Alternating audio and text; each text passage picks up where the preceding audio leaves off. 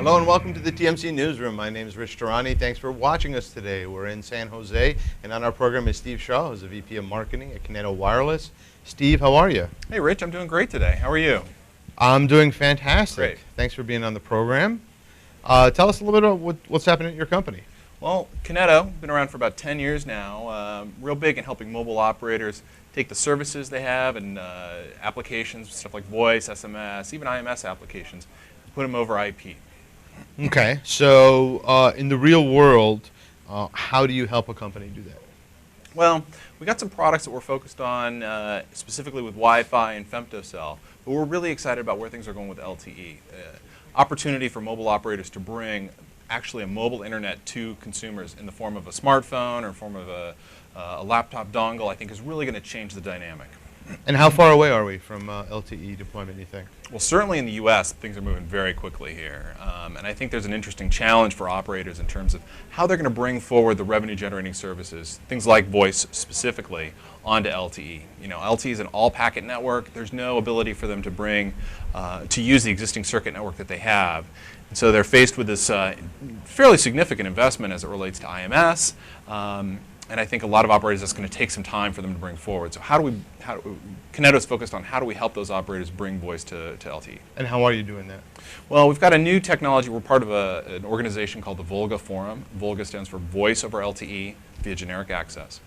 And it's a technology, it's a specification developed by a whole slew of industry leaders, big name telecom providers, and really backed by T-Mobile out of Germany, that really helps an operator take their existing circuit voice services and SMS services and essentially packetize them. It really turns your existing voice network into a mobile VoIP application. And so now that VoIP service can be delivered to your LTE phone, and as a subscriber you get the same experience whether you're on the GSM network or on the LTE network, because we're essentially basing everything off the same core network. Now for carriers, this sounds like it adds a lot of benefits, right? Absolutely, a lot of good things for them. First, the circuit network that they have isn't going anywhere. People are going to stay on GSM for years and years and years and years to come. So here's a way for them to essentially repurpose a network that's installed and paid for and operating, and providing service for all those GSM subscribers, and extend it directly to the LTE network. The benefit for the subscriber is they get the exact same user experience. There's no difference between what they do on the GSM network and on the LTE network. And it's an incredibly low-cost solution because it's very efficient. It uses a lot of the same network elements. Now, you talked about the U.S. being far ahead with LTE. Are there other parts of the world that you're seeing any sort of rapid growth? Certainly, there's a lot happening in Asia right now, specifically in Japan. And in fact, just the other day, there was an announcement about SK Telecom moving forward with LTE. I think there's a lot of momentum, especially because of the amount of bandwidth that's being consumed by users on their smartphones, for operators to look at that next generation solution. I think that's accelerating the deployment of LTE.